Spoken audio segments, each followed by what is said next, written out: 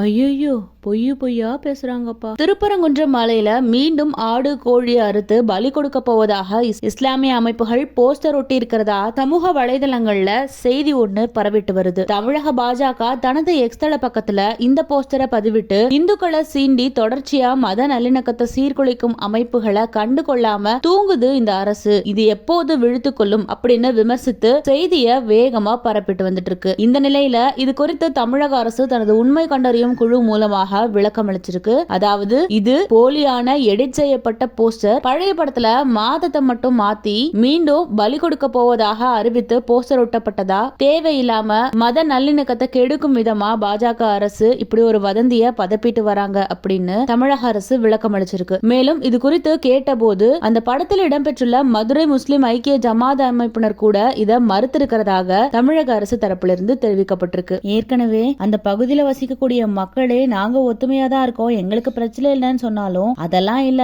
எங்களுக்கு இது பிரச்சனை தான் அப்படின்னு தேவையில்லாம இந்துக்களுக்கும் முஸ்லிம்களுக்கும் சண்டை மூட்டி விடும் விதமா இப்படி திருப்பரங்குன்றம் மலையை உபயோகிச்சு மீண்டும் இதை ஒரு பிரச்சனையா கிளப்பிட்டு வராங்க நம்ம இனக்காப்பாளர்கள்.